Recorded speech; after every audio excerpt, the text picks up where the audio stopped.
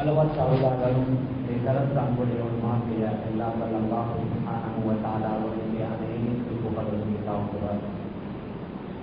அல்லாஹ்வினால் படைத்த உலகத்திற்கு அனுப்பி வைக்கப்பட்ட மனிதனத்திற்கு சீரான நேரான நல்வழியை காட்டுவதற்காக அல்லாஹ்வினால் அனுப்பி வைக்கப்பட்ட நபிமார்கள், ரசூல்மார்கள், தீர்க்கதரிசிகள் அனைவர்களுக்கும் தலைவராக முத்திரையாக கடைசியாக இவ்வுலகத்திற்கு வருகை தந்து இவ்வுலகத்தில் தான் வாழ்ந்து கொண்டிருந்த காலங்களில் தனக்கு ஏற்படவிருந்த எண்ணற்ற இன்பங்களை, சந்தோஷங்களை, மகிழ்ச்சிகளை பொருட்படுத்தாது ஒவ்வொரு நிமிடமும் வினாடியும் தனது சமூகத்திற்காக, சமுதாயத்திற்காக உழைத்து பாடுபட்ட என் உயிருமினிய ரசூலுல்லாஹி ஸல்லல்லாஹு அலைஹி வஸல்லம் அவர்கள் மீதும் அவர்களை தொடர்ந்து பின்பற்றி வாழ்ந்த அத்துணை நல்லடியார்கள் மீதும் அல்லாஹுவின் சாந்தியும் சமாதானமும் என்றென்றும் உண்டாவதாக அல்ஹம்துலில்லாஹ். கணியத்திற்குரிய பெரியார்களே, அன்பிற்குரிய கணவான்களே, சகோதரர்களே, உலகத்தில் வாழக்கூடிய நாங்கள் சமீப காலமாக பலவிதமான சவால்களுக்கு முகம் கொடுத்து வாழ்ந்து கொண்டிருக்கின்றோம். ஒரு புறத்தில் பொருளாதார பிரச்சனை, விலைவாசிகளுடைய அதிகரிப்பு, மறுபுறத்தில் அரசியல் சீரணமற்ற தன்மை, இன்னும் ஒரு திசையில் பலவிதமான சட்டங்களும் டெக்ஸ்களும் வரிகளும், இன்னும் ஒரு புறத்தில் பலவிதமான குற்ற செயல்களும் பாவங்களும், அதனுடைய விளைவுகளை பற்றி, அதனுடைய பாரதூரங்களை பற்றி எவ்வளவு சொன்னாலும் அந்த குற்ற செயல்களும் பாவங்களும் குறைந்த பாதையில். சில நேரங்களில் சில தவறுகளை பார்க்கும் பொழுது ஆச்சரியமாக இருக்கும். சிறிய வயது 14, 15 வயதுடைய வாலிப ஆண்கள், பெண்கள் பாரதூரமான முடிவுகளை கூட எடுத்திருக்கிறார்கள். 2-3 வாரங்களுக்கு முன்னால ஒரு 15 வாலிப ஆணும் பெண்ணும் 67வது மாடியிலிருந்து கீழே குதித்து தற்கொலை செய்ததை போன்று இது போன்ற நம்ப முடியாத பல நிகழ்வுகளை அடிக்கடி நாம் பார்த்துக் கொண்டும் கேட்டுக்கொண்டும் இருக்கின்றோம். மேலான பெரியார்களே, அன்பிற்குரிய கணவான்களே, சகோதரர்களே, குற்ற செயல்களை குறைக்கணும், முதலாவது அதை தெளிவுபடுத்த வேண்டும் என்று நாட்டுடைய பல பகுதிகளில் ஆங்காங்கே பல செமினார்கள், தேவைப்பட்டால் கவுன்சிலிங் புரோகிராம்கள், இன்னும் பல வகையிலே மக்களுக்கு விசேஷமாக யூத்துக்கு, வாலிப ஆண்களுக்கு, பெண்களுக்கு பல அறிவுறுத்தல்கள் கொடுக்கப்பட்டாலும் அதிலிருந்து சிலர் விதிவிலக்காக ஆகி மார்க்கத்துடைய அடிப்படையில் வாழ்வதற்கும் அமல் இபாதத்துகளை செய்வதிலே அவர்கள் காட்டக்கூடிய உற்சாகமும் நாளுக்கு நாள் குறைந்து கொண்டுதான் செல்கின்றது. மற்ற நாடுகளை ஒப்பிடும் பொழுது அல்ஹம்துலில்லாஹ் நம்முடைய நாட்டில் ஓரளவு அந்த முன்னேற்றத்தை நாம் கண்டுகொண்டாலும் கூட ஒரு சிலர்கள் செய்யக்கூடிய தவறுகளின் காரணமாக ஒட்டுமொத்த இஸ்லாமிய சமூகத்தின் மீது தான் கெட்ட பெயர் பூச்சப்பட்டுக் கொண்டே இருக்கின்றது. மேலான பெரியார்களே, அன்பிற்குரிய கணவான்களே, சகோதரர்களே, அதனால இந்த தவறு செய்யக்கூடிய ஆண்களாக இருக்கலாம், பெண்களாக இருக்கலாம், ஒரு மந்த போக்குடன் பாவங்களின் பக்கம் வேகமாக செல்கிறார்கள். அது விளையாட்டுகளாக இருக்கலாம், பண்ணாக இருக்கலாம், ஆடல் பாடல்கள், கூற்று கும்மாரங்களாக இருக்கலாம், அதன் பக்கம் வேகமாக சென்று கொண்டிருக்கின்றார்கள். ஆனால் நல்ல விடயங்களை கேட்பது, நல்ல விடயங்களை செய்வது, சுருக்கமாக சொன்னால் இங்க மின்பரல பயான் நடக்கிற நேரத்தில் நீங்க மேல் மாடிகளுக்கு போய் பார்க்கலாம். சில வாலிபர்கள் மஸ்ஜிதுக்கு வந்து உள்ளுக்கு அவர்கள் பயான் கேட்கிறார்கள். அவர்கள் அவங்கள போனோட, மொபைல் போனோட தான் ஈடுபாடு, லைஃப் டைம் மொபைல் போன்ல தான் இருக்கிறார்கள். நாங்க மஸ்ஜிதுக்கு கொடுப்பதே வெறும் ஒரு 1/2 மணி நேரம் தான். ஆனால் அந்த 1/2 மணி நேரம் கூட இங்கே சொல்லப்படக்கூடிய விடயங்களை செவிமடுத்து கேட்பதற்குரிய ஆசை குன்றி யாருக்கோ எவரையோ திருப்திப்படுத்துவதற்காக மஸ்ஜிதுக்குள்ளே வந்து அவர்கள் அவங்களோட வேலைகளை ஈடுபட்டுக் கொண்டிருப்பதையும் நாம் பார்க்கலாம். வேளாண் பெரியார்களே, சகோதரர்களே, இதற்கு பல காரணங்களை நாம் சொன்னாலும் அதில் உள்ள மிக முக்கியமான ஒரு காரணத்தை இன்றைய தினம் நாம் அடையாளம் காணலாம். இஸ்லாத்துல நம்முடைய உணவை ஹலாலாக்கிக் கொள்ளுங்கள் என்று நம்முடைய ஷரியாவிலேயும் சரி, ஆரம்ப காலத்திலே வாழ்ந்த நபிமார்களுக்கும் அல்லாஹ்வுடைய உத்தரவு தான். உங்களுடைய உணவை தூய்மையாக்கிக் கொள்ளுங்கள், உங்களுடைய வருமானத்தை சுத்தப்படுத்திக் கொள்ளுங்கள். உங்களுடைய உணவும் வருமானமும் சுத்தமாக இருந்தால் அதற்கு பின்னால் உங்களால் செய்யப்படக்கூடிய செயல்கள், நல்ல செயல்களை நீங்கள் ஆசையுடன் ஆர்வத்துடன் செய்வீர்கள். வேளாண் பெரியார்களே, சகோதரர்களே, அதனால நபிமார்களுக்கு கூட அல்லாஹ்வுடைய உத்தரவு என்ன? யா அய்யுஹர் ருசுல் குலூ மினத் தையிபாத்தி வஅமலூ ஸாலிஹா. ரசூல்மார்களே, நல்லவைகளை சாப்பிட்டு விட்டு நல்ல அமல்களை செய்யுங்கள். அதனால நாம் என்ன விளங்கலாம் என்றால், நல்லது அற்றது, தூய்மை அற்றது, பரிசுத்தமானது அல்லாத அசுத்தமானவைகளை சாப்பிட்டால் அந்த உடலால நல்ல வேலைகளை செய்ய முடியாது. கட்டாயம் உழைக்கணும், முயற்சி செய்யணும், ஏதாவது ஒரு தொழில் வியாபாரத்தில் ஈடுபடணும். அடுத்தவர்களை நம்பி இருப்பதற்கு இஸ்லாத்தில் அறவே அனுமதி இல்லை. அல்லாஹ்வுக்கு நெருக்கமான நபிமார்கள் கூட, உலகத்திற்கு வந்த பல நபிமார்கள் பல வகையான தொழில் முயற்சிகளில் ஈடுபட்டிருப்பதை குர்ஆன் தெளிவுபடுத்துகின்றது. ஹஜ்ரத் தாவூத் அலைஹிஸ்ஸலாத்து வஸ்ஸலாம் அவர்களுக்கு அல்லாஹ் எறும்பை மிருதுவாக்கி கொடுத்தான். குர்ஆனில் அல்லாஹ் கூறுகின்றான், வ அலக்னா லஹுல் ஹதீத், நாம் தாவூதுக்கு இரும்பை மிருதுவாக்கி கொடுத்தோம், அதன் மூலம் என்ன செய்யுங்கள் என்றும் அல்லாஹ் பணிக்கின்றான். அன்அமல் சாபிஹாத்தின் வகத்திர் ஃபி ஸர்தி வஅமலூ ஸாலிஹா. அந்த இரும்பை மிருதுவாக்கி தருவதன் மூலமாக நீங்க போர் கவசங்களை செய்து அந்த போர் கவசங்களிலே உள்ள வளையங்களை ஒழுங்குபடுத்திக் கொள்ளுங்கள் என்று சொல்லிவிட்டு மீண்டும் கூறுகின்றான், வஅமலூ ஸாலிஹா, நீங்க சாலிஹான நல்ல அமல்களை செய்யுங்கள். தாவூத் அலைஹிஸ்ஸலாத்து வஸ்ஸலாம் அவர்களுக்கு இரும்பு என்றால், அவர்களுடைய மகன் சுலைமான் அலைஹிஸ்ஸலாத்து வஸ்ஸலாம் அவர்களுக்கு செம்பு. வஅஸல்னா லஹு ஐனல் ஃபித்ர், நாம் செம்புடைய ஊற்றை தண்ணீரை போட்டு ஓடச் செய்தோம். அவர்களுக்கு கீழாக இருந்த ஜின்கள் அவங்கள பெற்றியில, அந்த இரும்பு பெற்றியில வேலை செய்வார்கள். அந்த ஜின்கள் என்னென்ன பொருட்களை உற்பத்தி செய்வார்கள் என்றும் அல்லாஹ் குர்ஆன்ல கூறுகின்றான். يَعْمَلُونَ لَهُ مَا يَشَاءُ مِنْ مَحَارِيبَ وَتَمَاثِيلَ وَجِفَانٍ كَالْجَوَابِ وَقُدُورِ الرَّاسِيَاتِ. அவர்கள் அந்த இரும்பின் மூலமாக, செம்பின் மூலமாக, மின் மஹாரிப, பெரும் பெரும் நெஹ்ராபுகள, மின் மஹாரிப வதமாத்திர, சிற்பங்கள, வஜிஃபானின் கல்ஜவாபி, அதாவது தண்ணீர் தடாகங்களை போன்ற பெரும் பெரும் கொப்பரைகளை, வகுதூரில் ராசியான், பூமியிலே பதிந்திருக்கக்கூடிய பெரும் பெரும் சமையல் பாத்திரங்களை அவர்கள் செய்வார்கள் என்று சொல்லிவிட்டு மீண்டும் அல்லாஹ் கூறுகின்றான்,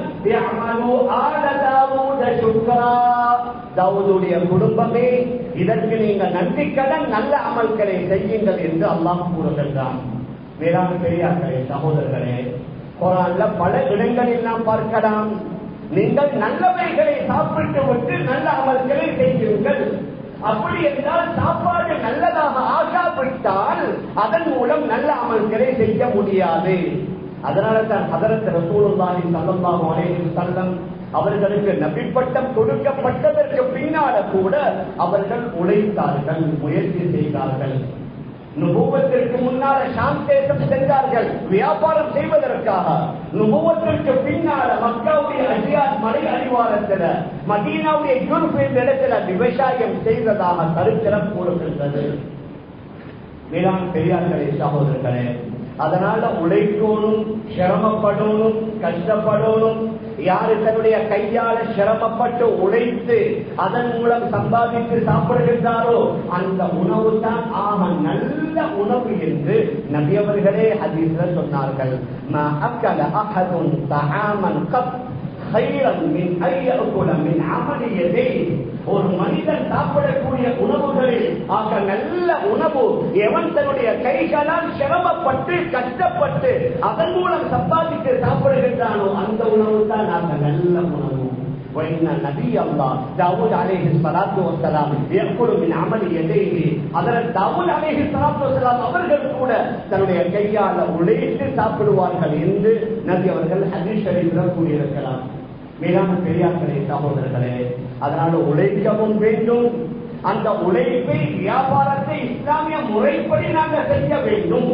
நபி அவர்களுடைய தெளிவான ஹதீஸ் முஸ்லிமில பதிவாக இருக்கிறது. கொடுக்கல் வாங்கலில் ஈடுபடக்கூடிய 2 பேருக்குமே அந்த சபையிலிருந்து எழும்புவதற்கு முன்னால் அவர்களுக்கு அந்த வியாபாரத்தை செல்லுபடியாக்குவதற்கு அல்லது கேன்சல் பண்ணுவதற்குரிய முழு அனுமதி இருக்குது. அதில் சொல்லிவிட்டு என்ன சொன்னார்கள்?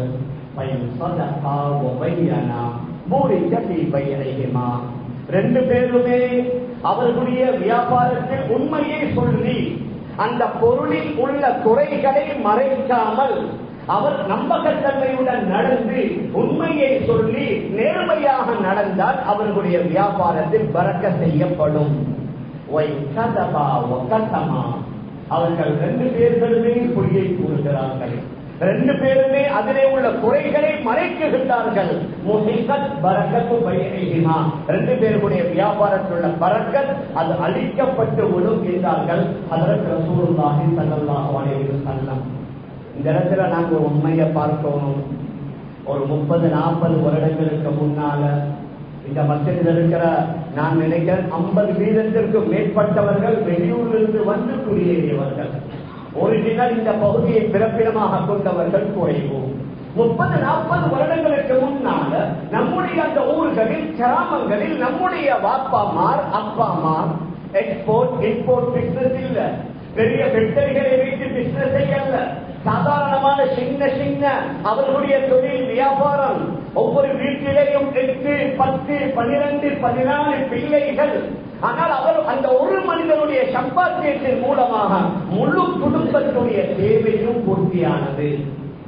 ஆனால் இப்பொழுது பாப்பா வேலைக்கு போற, சில நேரங்களில் உமாவும் போற, ஆணும் போற, பெண்ணும் போற, பெரியவரும் போற, படிக்கிறவன் பார்ட் டைம் ஜாப் செய்யற. ஆனா எல்லாரும் சம்பாதித்தும் அவர்களுடைய வரவை விட செலவு கூடிவிட்டது. அதுல பறக்கத்தில்ல.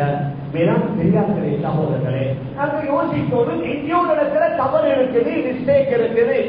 நாங்க நேரடியா பேங்கோட சம்பந்தப்படல. பேங்க்ல நாங்க ஓடிக்கு பணம் எடுக்கல, பேங்க்ல லோன் எடுக்கல, வட்டிக்கு நாங்க கம்பெனியில போய் எதையுமே செய்யல. நாங்க எல்லாம் சுத்தமாகத்தான் செய்கிறோம் என்று சொன்னாலும் அதில் எங்களை அறியாமல் சில தவறுகள் நடந்து கொண்டிருக்கிறது. வேளாண் பெரியார்களே, சகோதரர்களே, அந்த தவறுகளை முதலாவது நாம் இனம் காணணும். அந்த தவறுகளை முதலாவது அடையாளம் காணணும். இப்ப நிறைய பேர் போகின்றார்கள் வெளிநாடுகளுக்கு, விசேஷமா சைனாவுக்கு செல்கிறார்கள். ஒரு காலத்தில் ஒரு சிலர் தான் போனார்கள். இப்பொழுது அதாவது 18-20 வயது யங்ஸ்டர்ஸ் வாலிபர்கள் எல்லாம் அங்கே செல்கிறார்கள். ஒவ்வொருவரும் பார்க்கின்றார்கள், நான் எப்படியாவது சம்பாதிக்கணும். அதனால் அந்த நேரடி அந்த ஃபேக்டரிக்கு போய் அந்த ஃபேக்டரியில் உள்ள ஓனருடன் பேசி, நீங்க இந்த பேரை அடித்துட்டாங்க, இது வெளிநாட்டுல ஆக ஃபேமஸான ஒரு பிராண்ட் உண்டு, ஆனால் அந்த பிராண்டில் உள்ள பொருளை இங்க விற்கிறாங்க பல 1000.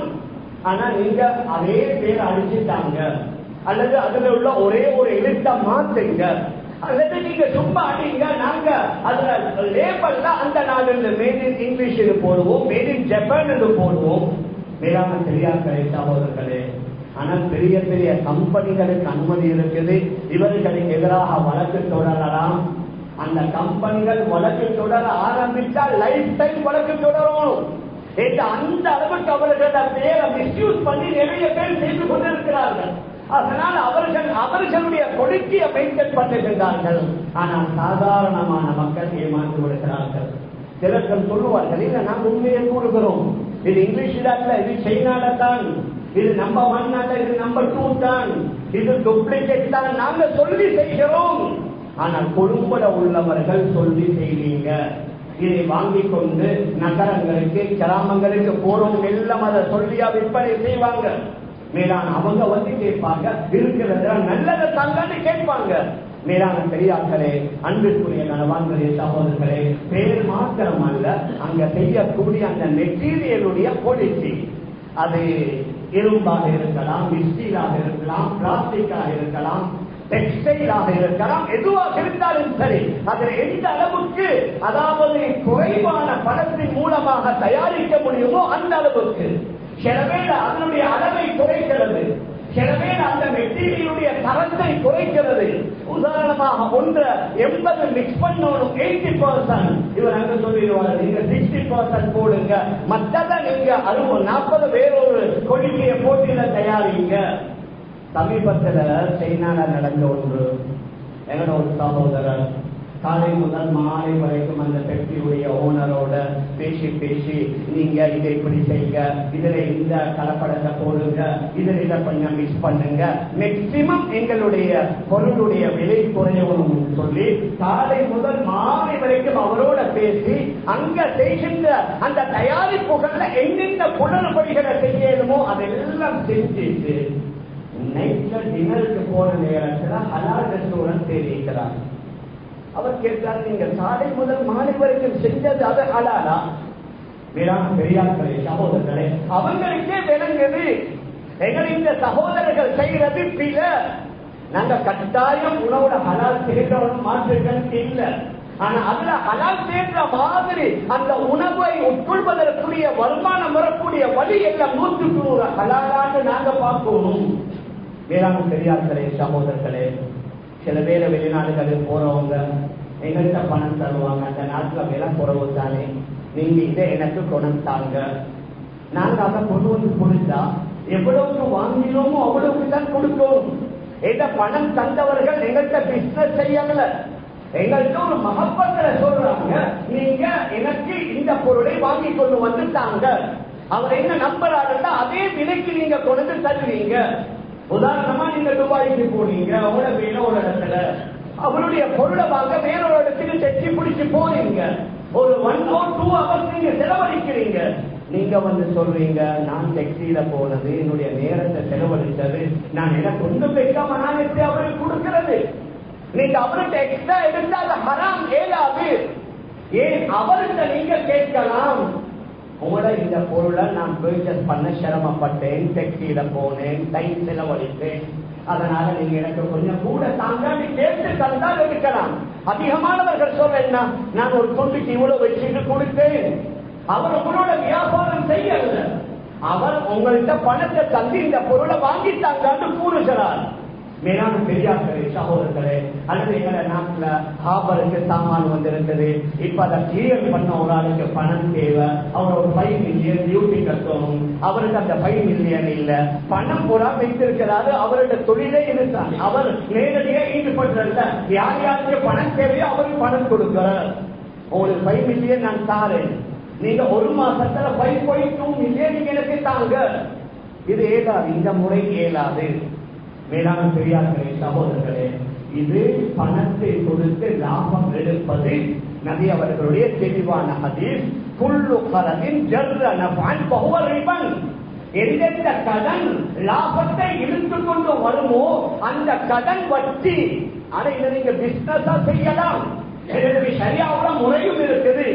உங்களுக்கு அந்த பொருளை கிளியர் பண்ண டியூட்டி கட்ட பணம் இல்லையா, நீங்க உடனடியா இன்னொரு சகோதரருக்கு அதனுடைய முழு தரத்தையும் சொல்லி இந்த பொருளை நான் உங்களுக்கு 55 லட்சம் 5.5 அதாவது அல்லது 5 மில்லியனுக்கே உங்களுக்கு நான் விற்கிறேன் என்று அவருக்கு விற்கணும். அதற்கு பின்னால தேவாங்க இவர் கிளியர் பண்ணி கொடுக்கலாம், அதற்குரிய தொகையை வாங்கிக் கொள்ளலாம். ஒரு மாதம் கழித்து எங்கள்கிட்ட வாங்கின அந்த பொருளை அவர் இன்னும் ஒரு ப்ராஃபிட் வைத்து எங்களுக்கு விற்கலாம். இது ஹலாலான முறை. மேலான பெரியார்களே சகோதரர்களே, நாம் இதை சொல்ல வருகிறோம்னா எங்களோட அன்றாட கொடுக்கல் வாங்கல இது போன்ற எக்கச்சக்கம். இப்ப அவங்க ஒவ்வொருவருக்கையும் கேட்டா நிறைய உதாரணங்களை நீங்க சொல்வீங்க. ஒரு ஆளுடைய கையில ஒரு செக் ஒன்று இருக்குது, அது ஒரு மாசத்துக்கு பின்னால்தான் டேட் இருக்குது. இப்ப அவருக்கு அவசரமாக பணம் தேவை, 1 லட்சத்துடைய செக் ஒரு ஆட்ட போய் சொல்றாரு, நீங்களுக்கு 95,000 ரூபாய் தான் இந்த செக் எடுத்துக்கோங்க, அடுத்த மாசம் இது பாஸ் ஆகிடும். இதுவும் மேலாத ஹராம். மேலான பெரியார்களே, அன்பிற்குரிய கணவான்களே சகோதரர்களே, இப்படி அன்றாடம் எங்களை கொடுக்கல் வாங்கல்ல எங்களை அறியாமல் நிறைய தவறுகள் நடக்குது. லேசா நாங்க விளங்குறாங்க. எங்களை நிறைய பேர் ஊபர் பிக்மில என்ன செய்யறாங்க, ஹயர் புக் பண்றாங்க. அதுல புக் பண்ணினதோட அவர் வாராரு வந்து சொல்றாரு, உங்களுக்கு எவ்வளவு மீட் வந்துருச்சு, அந்த அமௌண்ட்டை தாங்க இதை கேன்சல் பண்ணுங்க. நாங்க அதை கேன்சல் பண்ணுவது ஏதாவது ஹராம். ஏன் அந்த கம்பெனி அந்த வாகனக்காரர் ஆட்டாவோ அந்த டெக்ஸியோ காரோ அந்த கம்பெனியோட ஒரு எக்ரிமெண்ட் சைன் பண்ணிக்கிறாரு, உங்களுக்கு நாங்க ஹயர் எடுத்தா இத்தனை வீதம் நீங்க எங்களுக்கு தரணும். அதற்கு அவர் எக்ரி ஆகித்தான் அந்த கம்பெனியில அவர் சேர்த்திருக்கிறாரு. ஆனால் இவர் பார்க்கிறாரு அந்த கமிஷன் அவங்களுக்கு கொடுக்காம நான் அதை ஃபுல்லா எடுக்கணும்டா பாவத்துக்கு உதவி செய்வதும் பாவம். குர்ஆன்ல மிக தெளிவாக வந்திருக்கிறது. وتعاونوا على البر والتقوى ولا تعاونوا على الاثم والعدوان. நல்ல தக்வாவான விடயங்களுக்கு நீங்க உதவி செய்யுங்க, அதாவது விரோதமான பாவமான காரியங்களுக்கு உதவி செய்யாதீங்க. மேலான பெரியார்களே, அன்பிற்குரிய கணவான்களே, சகோதரர்களே, அதனால வியாபாரமாக இருக்கலாம் அல்லது உத்தியோகமாக இருக்கலாம். உத்தியோகங்களிலேயும் நிறைய மிஸ்யூஸ் நடக்குது. பிரைவேட் கம்பெனியில ஓரளவு அவங்க பிங்கர் பிரிண்ட் வைக்கணும், அவங்க கார்டு அடிக்கணும். அரசாங்க சில நிறுவனங்களில் செலவேல இருக்கும். ஆனா இவர் அங்க வந்து சைனை வச்சுட்டு அவர் என்ன செய்வார், அவர் அவரோட வேலைக்கு போவார். ஒரு 2 அவர் வெளியில எக்ஸ்பெக்ட் பண்ணிட்டு வருவாரு. எனவே அவர் பெரிய தொப்புல இருந்தா அவருக்கு கொடுக்கப்பட்டிருக்கக்கூடிய வைக்கல் வாகனத்தை எடுத்துக்கொண்டு மகளை ஸ்கூல்ல விடுறது, வைஃபா ஹாஸ்பிட்டல் கூட்டி வந்து போறது, அவர் ஷாப்பிங் போறது, இது ஒன்றுக்கும் அனுமதி இல்லை. உங்களுக்கு அந்த நிறுவனத்துடைய வேலைக்கு தான் இந்த வாகனம், அந்த உங்களுக்கு அனுமதி தந்திருக்கிறாங்க. நீங்க உங்களோட பர்சனல் யூஸ் பண்ணா பிரச்சனை இல்லை. ஆனால் உங்களுக்கு எந்த வேலைக்காக இந்த வாகனம் தரப்பட்டிருக்கிறதோ, எத்தனை அவர் தரப்பட்டிருக்கிறதோ அத்தனை மணி நேரம் அங்க வேலை செய்தால்தான் அந்த எடுக்கிற சம்பளம் 100க்கு 100 ஹலால். இல்லாட்டி ஒரு சின்ன வித்தியாசம் 80 வீதம் 70 வீதம் 90 வீதம் தான் ஹலாலாக ஆகும். மேலான பெரியார்களே, சகோதரர்களே, இது எல்லோருக்குமே அடங்கும். அது அரசாங்கமோ அல்லது பிரைவேட்டோ அல்லது மாஸ்டர்மாரோ அல்லது மதரசால ஓதி கொடுக்கக்கூடிய ஹஜரத்மாரோ உலமாக்களோ எல்லாத்துக்கும் இதே சட்டம். 8 மணி நேரம் வந்தா 8 மணி நேரம் அங்க முழுமையாக இருக்கணும். அவர் பாடம் நடத்தி கொண்டு இருக்கும் பொழுது அவருக்கு மொபைல் போன் வந்து அதுல 15 நிமிஷம் அவர் ஆன்சர் பண்றாரு, அது முடியாது. அப்படி எக்ஸ்ட்ரா 15 நிமிஷம் கொடுக்கணும். half an hour மொபைல் போனுக்கு செலவழிச்சா எக்ஸ்ட்ரா half an hour நீங்க கொடுக்கணும். மேலான பெரியார்களே, சகோதரர்களே, உதாரணத்திற்கு தான் சில விடயங்களை உங்களுக்கு முன்னால நான் நீக்கின்றேன். எங்களை அறியாமல் எங்களுடைய கொடுக்கல் வாங்கல்ல, எங்கள வியாபாரத்துல, எங்கள விவசாயத்துல, எங்கள உத்தியோகங்கள்ல, எங்கள ஜொப்புல இந்த மாதிரி நடந்து கொண்டிருப்பதன் மூலமாக எங்கள வருமானத்துல சில நேரங்கள்ல அந்த தூய்மை அந்த சுத்தம் குறைந்து அதுல பரிசுத்த தன்மை குறைந்து அசுத்தம் செலவேல ஹராம் வந்து விடலாம். மேலான பெரியார்களே, சகோதரர்களே, அதனால அவங்க செய்யறாங்க. அவங்களோட இந்த நாட்டில் நாங்க கொஞ்சம் பேர் தான் இருக்கிறோம். பிசினஸ் செய்யறாங்க, நாங்க சரியா செஞ்சா எங்களுக்கு செய்யலாம். மேலான பெரியார்களே, சகோதரர்களே, உண்மையில் அப்படி சொல்லலாம். இப்ப நாங்க பாதுகாக்கிற கடைகள் இருக்குது, அவங்க கடையில பொருள் வாங்குவதற்கு வராங்க, போஸ்ட்மார் வரமாட்டாங்க, வேலை செய்தவர்களை தான் அனுப்பி வைப்பாங்க. வைகளில் ஒரு பெரிய ஒரு பொருள் 2 லட்சம் 3 லட்சம் பொறுமதியான ஒரு வாகனத்திற்கு தேவையான ஏதாவது ஒன்று வைங்களில். இப்ப அவர் வந்து சொல்றாரு, அந்த பொருள் 1.5 லட்சம் வந்தா நீங்க 1.25 லட்சம் பில் போட்டு தாங்க. 1.5 லட்சம் வந்தா 1.5 லட்சத்துக்கு தான் பில் போடணும். 1.25 லட்சத்துக்கு பில் போட்ட இந்த கஸ்டமர் வரமாட்டாரு. அதனால இந்த பிசினஸ் அவுட் ஆகிடும், ஏலாது. அவங்க செய்யறாங்கன்னு நாங்க செய்யலாம். அல்லாவுக்கு முன்னால இந்த மாதிரியான காரணங்களை சொல்லி அல்லாவுக்கு முன்னால தப்பேலாம். இஸ்லாம் ஒரு முஜாஹதா, ஒரு தியாகம். இப்ப நீங்க ஜும்மாவுக்கு வந்திருக்கிறீங்க, தியாகம். இந்த தியாகத்துக்கு கூலி இருக்குது. உங்களோட காலம், நேரம், உங்களுடைய வியாபாரம், உங்களோட பிசினஸ் ஒதுக்கிட்டு வந்திருக்கிறீங்களே, நிச்சயமாக இந்த தியாகத்திற்கு கூலி. அதே மாதிரி தான் எங்களோட தொழில் வியாபாரத்துல எங்களுக்கு மிகப்பெரிய சவால். ஹலாலா சம்பாதிப்பதில் மிகப்பெரிய சவால்கள். பரவாயில்லை, நாங்கள் நினைக்கணும், இதுல தான் என்னுடைய கயிறு, இதுல தான் என்னுடைய பரக்கத். என்னுடைய பக்கத்து வீட்டுக்காரன், பக்கத்து கடைக்காரன் ஒரு நாளைக்கு 1 லட்சம் தேடுகின்றான். நான் ஹலாலா 50,000 தேடினாலும் அல்லாஹ் என்னுடைய தேவைகளை அவனை விட கூடுதலாக பூர்த்தி செய்து தருவான் என்ற அந்த நம்பிக்கையை நாங்கள் உருவாக்கணும். மேலான பெரியார்களே, அன்பிற்குரிய கணவான்களே, சகோதரர்களே, இன்னும் ஒரு மிக முக்கியமான விடயத்தை சொல்லி நான் முடித்துக் கொள்கின்றேன். நான் எதை சொல்லிக் கொண்டு வாரேன் என்றால், எங்கட நிறைய பேர் அவர்களுடைய உணவு கொஞ்சம் அது அசுத்தம் கலந்ததனால நல்ல வேலைகளை செய்ய முடியாமல் பாவங்களின் பக்கம் விரைந்து செல்கிறார்கள். அது வாலிபர்கள் மட்டுமல்ல, சில பெரியவர்கள் கூட. அப்ப எந்தெந்த முறையில எங்களோட தொழில் வியாபாரம் எங்கள் உத்தியோகங்கள்ல ஹராம் கலக்குது என்பதில் இன்னும் ஒன்று இருக்குது, நம்முடைய உணவுடன் சம்பந்தப்படக்கூடியவர்கள். நபியுடைய ஒரு ஹதீஸ சொன்னா அது இன்னும் தெளிவாக இருக்கும். நபி ஸல்லல்லாஹு அலைஹி வஸல்லம் அவர்களுடைய ஒரு ஹதீஸ்ல வருது, யாராவது ஒருவர் வீட்டுக்குள்ள வரும் பொழுது, அவர் அவருடைய சொந்த வீட்டுக்குள்ள வந்தாலும் வரும் பொழுது பிஸ்மில்லாஹ் சொல்லி வீட்டுக்குள்ள வரணும், அல்லாஹ்வுடைய பெயரை சொல்லிக் கொண்டு வரணும், சாப்பிடும் பொழுது பிஸ்மில்லாஹ் சொல்லி சாப்பிடணும். நபி அவர்கள் சொன்னார்கள், யாராவது ஒருவர் வீட்டுக்குள்ள வரும் பொழுது ஓத வேண்டிய துஆவை ஓதாமல், சாப்பிடும் பொழுது பிஸ்மில்லாஹ் சொல்லாமல் சாப்பிட்டால் ஷைத்தான் மற்ற தன்னுடைய நண்பர்களை பார்த்து கூறுகின்றானாம், அத்ரத்துமுல் மபீத வல் அஷா ஃபீ ஹாதல் பைத், இந்த வீட்டில் நீங்க இரவு சாப்பாட்டிலையும் கலந்து கொள்ளலாம், இவர்களுடைய வீட்டில் இரவு தங்கியும் கொள்ளலாம். ஏன் நீங்க உள்ளுக்கு வரும் பொழுது ஓத வேண்டிய துஆவை ஓதல்ல, அதனால் அவருடைய வீட்டில் நீங்க தங்கலாம். சாப்பிடும் பொழுது பிஸ்மில்லாஹ் சொல்லல, அதனால் அவருடைய சாப்பாட்டுடன் கலந்து கொள்ளலாம். நேரம் இல்லை, ஹதீஸ்ல தெளிவாக வருது. நபி அவர்களுக்கு முன்னால ஒரு சஹாபி சாப்பிட்டு கொண்டிருக்கிறார். நபி அவர்கள் அவரை பார்த்து கொண்டே இருக்கிறாங்க. கடைசி வரும் பொழுது நபி அவர்கள் சிரித்து விட்டாங்க. கேட்டாங்க, யார சூழல்லாம் அபூதாவுதான் நினைக்கிறேன், யார சூழல்லாம் இவரோட நேரம் என்ன பார்த்து கொண்டிருந்தீங்க, இப்ப கடைசி நேரத்துல சிரிச்சீங்களே.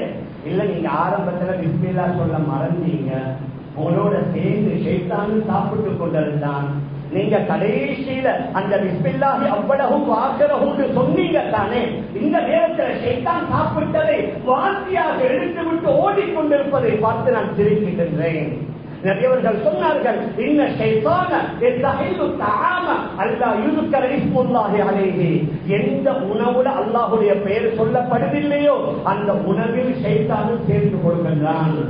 இதை விட இன்னும் ஒரு படி மேல் ஏறி ஹதீஸ்ல வருது, கணவனும் மனைவியும் வீடு கூடக்கூடிய நேரத்தில் மனைவி ஓத வேண்டிய துஆவும் இருக்குது, கணவன் ஓத வேண்டிய துஆவும் இருக்குது. கணவன் அந்த துஆவை ஓதாமல் 100% ஹலால். கணவன் அந்த துஆவை ஓதாமல் மனைவியுடன் சேர்ந்தால் நபி அவர்கள் சொன்னார்கள், ஷைத்தானும் சேர்ந்து மனைவியுடன் உடலுறவோட ஈடுபடுவதாக ஹஜ்ரத் ரசூலுல்லாஹி ஸல்லல்லாஹு அலைஹி வஸல்லம் கூறியிருக்கிறார். நாம் எதை சொல்ல வாரோம் என்றால், நாங்கள் 100% ஹலாலா சம்பாதித்திருப்போம், ஆனால் அந்த உணவு எங்களை வயிற்றுக்குள்ள போற வரைக்கும் சில வழிகளில் அல்லாஹ்வை நம்பாதவர்கள், பிஸ்மில்லாஹ் சொல்லாதவர்கள், தொழாதவர்கள் அதில் சம்பந்தப்பட்டால் அந்த உணவில் உள்ள பரக்கத்துகள் குறைந்து விடும். அதற்கு நிறைய ஹதீஸ்ல புகாரில வருது. ஹஜ்ரத் ஜாபிர் ரலியல்லாஹு அன்ஹு ஒரு நபி அவங்களுக்கு கந்தத்துல கடுமையான பசி, கல்ல கட்டி கொண்டு கந்த தோண்டி கொண்டு இருக்கிறாங்க. நபியுடைய காதுல வந்து சொன்னாங்க, யார சூழல்லாம் ஒரு சின்ன ஆட்டுக்குட்டி ஒன்று நாங்க அறுத்து வைத்திருக்கிறோம், நீங்களும் ஒரு 2-3 பேரும் மட்டும் வாங்க, கொஞ்சம் மாவு ஒரு 2-3 கிலோ மாவு இருக்கும், அதுல ரொட்டி சூட வச்சிருக்கிறோம், யார சூழல்லாம் நீங்க மட்டும் வாங்க. அந்த காதுல சொன்னவுடன் நபி அவர்கள் முழு கந்த வாசிகளுக்கும் சொன்னார்கள், வாங்க வாங்க ஜாபிருடைய வீட்டில் விருந்து சொல்லி நபி அவர்கள் சொல்லி அனுப்பினாங்க. ஜாபிருக்க உங்களோட மனைவிட்ட சொல்லுங்க, அந்த ஆடு சமைக்கிற சக்தியை துறக்க வேணாம், ரொட்டியை அவசரமா சுட வேணாம். நபி அவர்களே நேராக வந்து அந்த சக்திக்குள்ள லேசா ஊதுகிறார்கள். அந்த ரொட்டிக்காக அந்த குறைந்த மாவுளை ஊதிவிட்டு இப்பொழுது சொல்கின்றார்கள், ரொட்டி சுடக்கூடியவங்க வந்து ரொட்டியை சுடுங்க.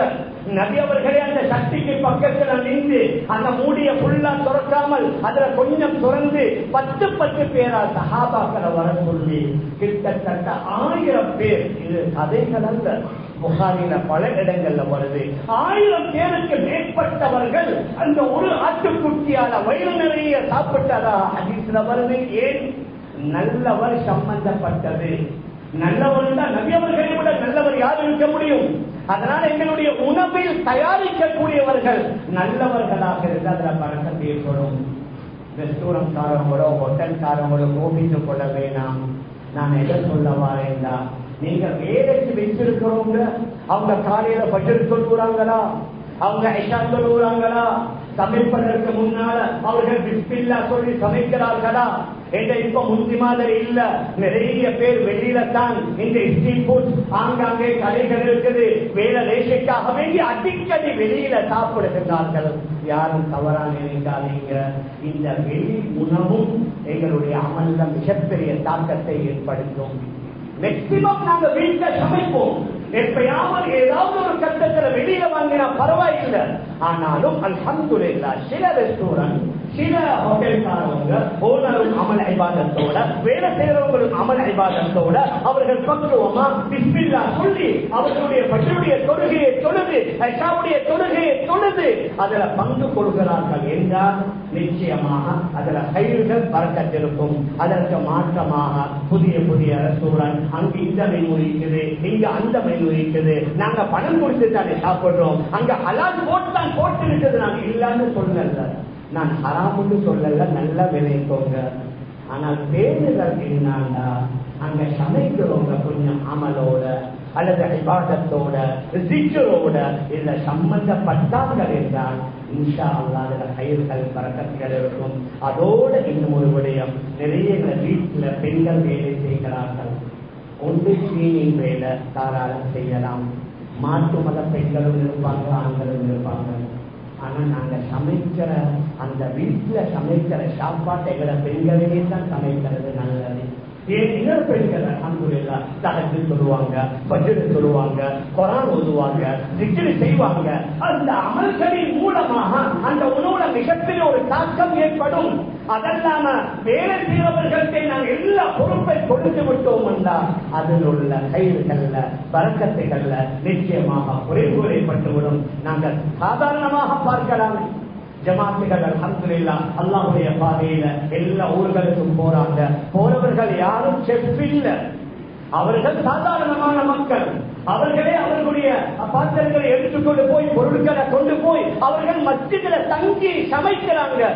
அந்த சாப்பாடு ஏன் டேஸ்டா இருக்குது, அந்த சாப்பாடு ஏன் ருசியா இருக்குது? மாஷா அல்லாஹ் தஹஜ்ஜுத் தொழுது அமல்களை செஞ்சு இபாதத்துகளை செஞ்சு தாலிமுடைய ஹல்காக்கள்ல இருந்து அமல்கள் செய்வதன் மூலமாக அவர்கள் அந்த தயாரித்த உணவுல நிச்சயமாக பரக்கத் இருக்கிறது. மேலான பெரியார்களே, அன்பிற்குரிய கணவான்களே, சகோதரர்களே, அதனால நான் எதை சொல்ல வருகிறேன் என்றால் இப்பொழுது எங்களை சில வாலிபான்கள் பெண்கள் எங்களோட மகன்மார் எங்களோட மகள்மார் எங்களை வழிபடுறாங்க இல்ல, எங்களை பேச்சுக்களை கட்டுப்படுறாங்க இல்ல, எதிர்த்து பேசுறாங்க, எதை சொன்னாலும் அதை மறுத்து பேசுறாங்கன்னா எங்களுடைய சம்பாத்தியத்துல எங்கேயாவது ஓட்டையா, வருமானத்துல எங்கேயாவது ஓட்டையா, அல்லது நாங்க வாங்கி வரக்கூடிய உணவை தயாரிக்கிற இடத்துல எங்கேயாவது மார்க்கத்தில் முரணான ஏதாவது நடந்திருக்கிறான். நாங்கள் அவைகளை மிகவும் உன்னிப்பாக கவனித்து சீர்தூக்கி பார்த்து அவைகளை சீராக்கி கொண்டோம் என்றால் இன்ஷா அல்லாஹ் எங்கள மாதிரிகள பிள்ளைகள் ஆண் பெண் பிள்ளைகளும் அமல் இபாதத்துகளில் உற்சாகமாக ஈடுபடுவார்கள். அந்த அடிப்படையில் நாங்கள் வாழ்வதற்கு எல்லாம் வல்ல அல்லாஹ் நம் அனைவருக்கும் தௌஃபீக் செய்வானாக. அல்லாஹ் நம்ம எல்லோருடைய பாவங்களை மன்னிப்பாயா.